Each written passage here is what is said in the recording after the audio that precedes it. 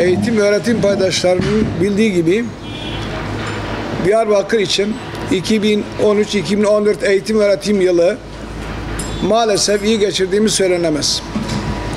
6-7 zayıfı olup ortalaması 50'nin üstünde olan bir öğrenciyi başarılı sayıldığı bir eğitim sisteminde başarıdan bahsedemiyoruz. Dolayısıyla geçmişin sıkıntıları saymakla bitmez, çekmek de fayda vermez. Onun için 2014-2015 eğitim öğretim yılının daha verimli geçmesi için nasıl bir planlama yapabiliriz bunu düşünmek gerekiyor diye bilgilerimizi kamuoyuyla paylaşmak istedik.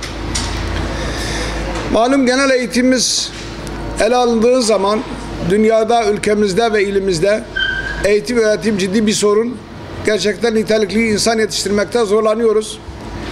İlimizin birçok eksiği var ama öncelikli olarak sınıfları kalabalık. Kimi yerlerde 65-70 kişilik sınıflarımız dahi var.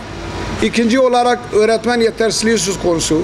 Hala zaman zaman da olsa boş geçen derslerimiz oluyor. Üçüncü olarak da öğretmenlerimizin maalesef yetersizliği söz konusudur. Bütün bunlara rağmen okulları, öğretmenleri ve öğrencileri bir vesileyle bir arada eğitim öğretimi yürüttük. Ancak bu üçlüden bir artı değer oluşturamıyorsak eğitim öğretimin paydaşlarını iyi düşünmesi gerekiyor. Biz öz eleştiri yapıp nerede eksik aksak varsa onu düzeltmek lazımdır diye düşünüyoruz. Veli açısından eğitimimizi ele alırsak öğrencinin iyi yetişmesi toplum için bir artı değerdir. Ancak asıl olumlu olumsuz katkısı veliye oluyor. Dolayısıyla veli okulla işbirliği içinde olup öğrenciye rehberlik yapmak, ilgilenmek, başarısını yükseltmekte birinci derecede sorumludur. Sabahleyin öğrencisi evden çıkarken elinde defter kitabı var mı yok mu, üstü başı düzgün mü değil mi, psikolojisi yerinde mi değil mi, bu mevzuyu düşünmekle yükümlüdür. Evde öğrencilerimize nasıl davranmamız gerektiğini bilmek için özellikle okullardaki rehberlik servisleriyle işbirliği içinde olması gerekiyor. Yerel yönetim açısından ele alırsak, belediyemizin özellikle bu tatilde 15 günlük bir çalışma takvimiyle bütün okulların idareleri ziyaret ederek hem okulun başarıları hakkında bilgi toplamalı hem de okulların ne tür sıkıntıları var tespit etmeli, okullara nasıl bir katkı bulunabileceğine karar verip belediye meclisinden buna ödenek ayırmalı ve eğitim öğretime katkıda bulunmalıdır.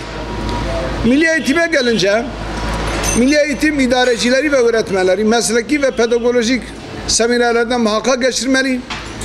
Okulun 2014-2015 yılı için Eylül ayından önce fiziki açıdan eğitim öğretime hazır hale getirilmesi gerekiyor.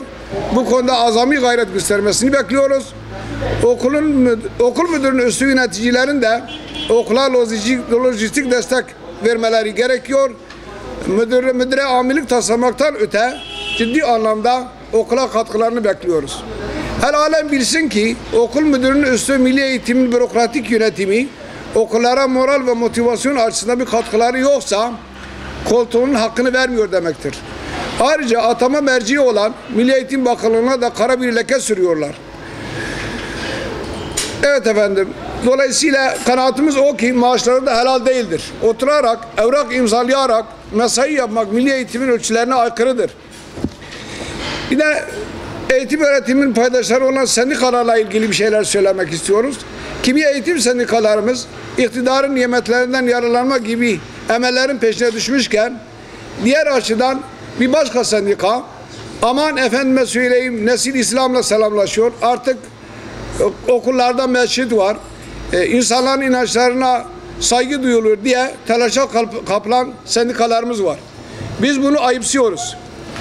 Doğrusu bunlar bizim alanımızın dışında olan şeylerdir.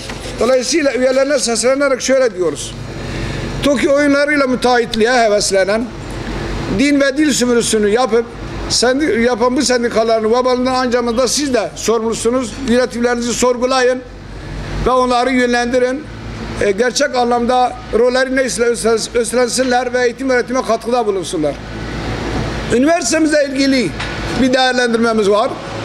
Üniversitemizin yönetim tarzıyla ilgili bir değerlendirme yapmak istemiyoruz. Fakat özgün proje ile en az 100 akademisyenle sürekli eğitim kavramı yöntemiyle halkı aydınlatma, bilgilendirme çalışmaları yapmasını bekliyoruz.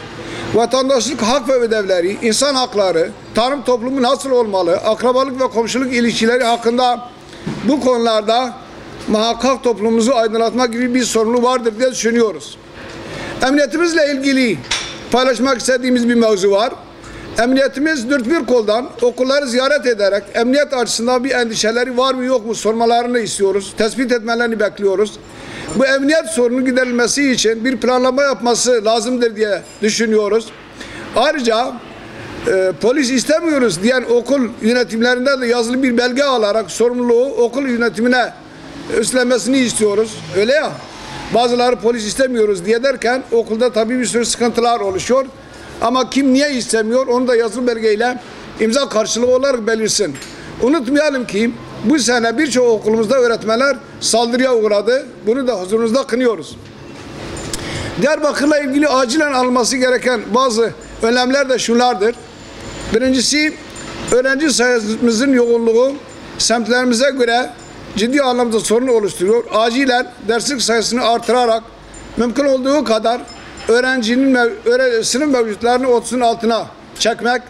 İkincisi, nitelikli öğretmen yetiştirmesine ilişkin üniversiteyle işbirliği içinde pedagojik ağırlıklı bir eğitimin verilmesi ve öğretmenlerimizin kendilerini yenilemesi için bir fırsat, bir imkan vermek.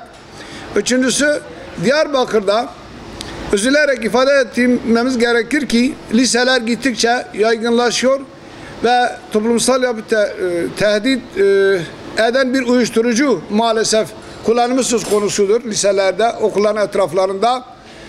Bu görülüp bilinmesine rağmen ciddi anlamda bir tedbir alınmıyor. Bu konuda biz muzdaribiz, üzgünüz.